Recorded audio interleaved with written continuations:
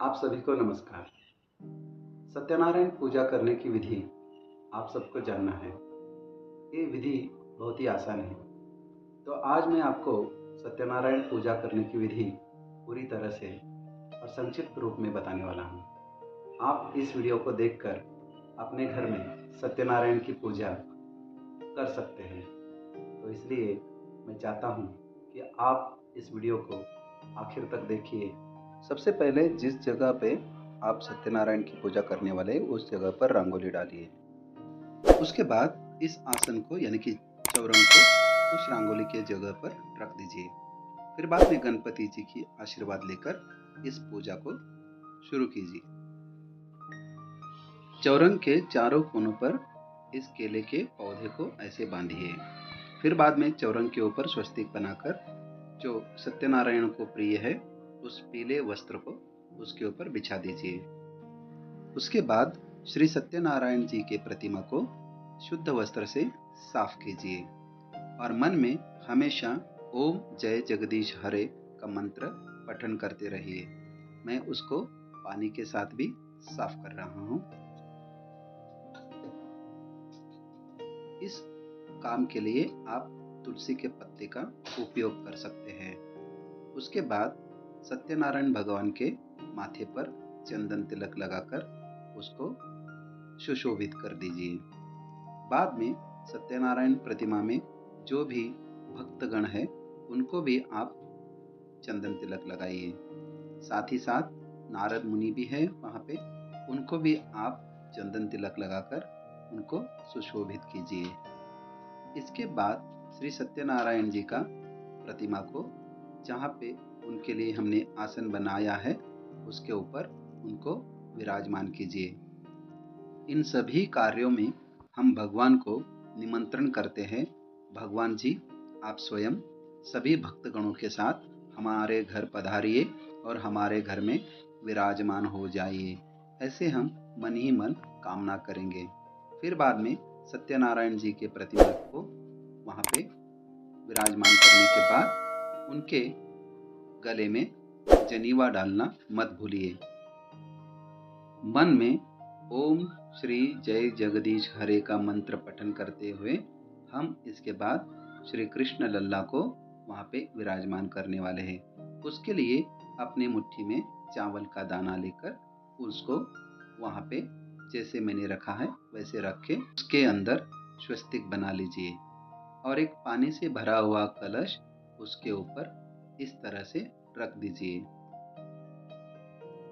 उसके बाद उस कलश में आम के 5 पत्तों को रखकर उसमें तुलसी के पत्तों को डाल दीजिए। साथ ही साथ उस जल में कुमकुम, हल्दी और काले भस्म को भी डाल दीजिए। उसके बाद एक पीतल की थाली को उसके ऊपर इस तरह से रख दीजिए।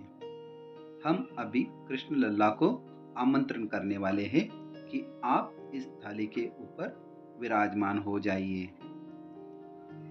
उसके बाद हम कृष्ण लल्ला को जल का अभिषेक करने वाले हैं। तो आप देख सकते हैं मैं शुद्ध जल लेकर उनका अभिषेक कर रहा हूँ। फिर तुलसी के पत्ते को उनके माथे पर रख दीजिए। उसके बाद कुमकुम, हल्दी और भस्म को, काले भस्म को पानी में डालकर फूलों से कृष्ण भगवान को सजा दीजिए। श्री सत्यनारायण भगवान जी को पीले फूल बहुत पसंद है, इसलिए हम यहाँ पे पीले फूल का इस्तेमाल ज़्यादा कर रहे हैं।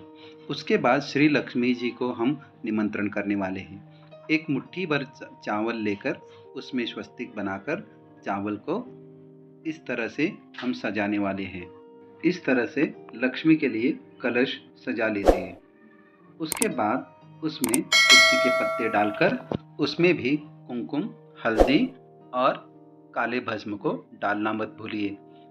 मनोमन ओम श्री जय जगदीश हरे का मंत्र पठन करते हुए दिया जलाकर फिर बाद में हम उस कलश को भी जनेवा डालने वाले हैं।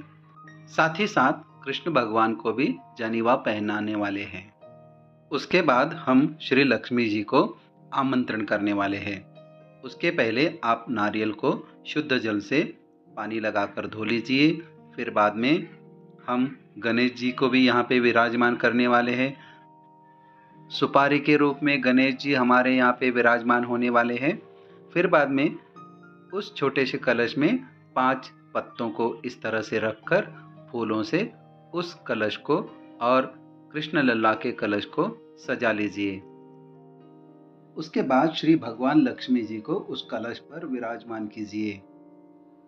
बाद में श्री लक्ष्मी जी को कुमकुम तिलक लगाइए। साथ ही साथ कृष्ण लल्ला को चंदन तिलक लगाइए। फिर फूलों से लक्ष्मी जी को सजाइए। बाद में पत्तों को आप इस तरह से लक्ष्मी जी के कलश के आजू बाजू में या फिर अगर सामने जगह है तो वहाँ पे रख लीजिए। अब उनके ऊपर हम फल रखने वाले हैं। आपके घर में जो भी 5 फल है उन फलों को उसके ऊपर सजा दीजिए। उसके बाद पूजा की सामग्री को उसके ऊपर इस तरह से सजा दीजिए। उसके बाद फूलों से लक्ष्मी माता को सजा लीजिए। अगर आपके घर में लक्ष्मी विष्णु का कोई मूर्ति है तो उसको भी आप सजा दीजिए। फिर बाद में फलों को चंदन लेप लगाकर, टीका लगाकर उनको भी सजा लीजिए। हम यहाँ पे अभी दिया जलाने वाले हैं। वैसे भी एक दिया पहले से जला रहे हैं। दिया लगाने के बाद आप देख सकते हैं यहाँ पे प्रसन्नता बढ़ रही है। मनोमन आप ओम श्री जय जगदीश हरे का मंत्र पठन करते रहिए। फिर एक बार आप पूजा को यहाँ पे देख सकते हैं किस तरह से हमने सजाया है। उसके बाद नैवेद्य दिखाना है। सो भगवान को यहाँ पे रवे का खीर बना सकते हो या फिर चावल के खीर बना सकते हो। फिर बाद में पंचामृत यहाँ पे उनको नैवेद्य के स्वरूप में देना है। पंचामृत बहुत ही ज़रूरी है। आप नैवेद्य भगवान को दिखा लीजिए।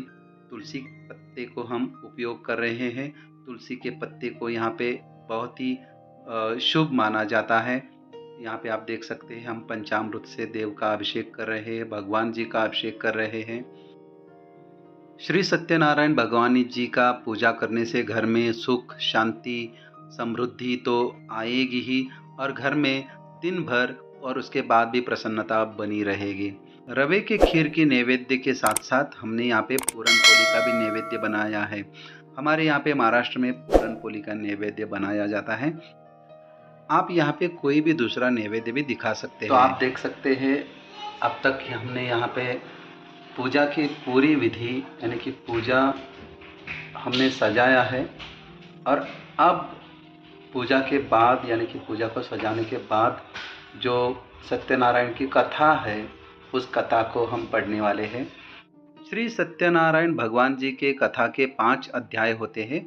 हर एक अध्याय के बाद आप भगवान जी को पंचामृत से अभिषेक करते हैं, उद्बत्ती लगाकर घंटानाद करते हैं। ये हर एक अध्याय के बाद आपको करना ज़रूरी है। फिर बाद में भगवान जी को नैवेद्य लेने के लिए विनंती करते हैं। तरह मैं आपको विधि को संक्षिप्त रूप में और अच्छी तरह से बताने की कोशिश किया है। भगवान आप सभी को सदा सुखी रखे। धन्यवाद।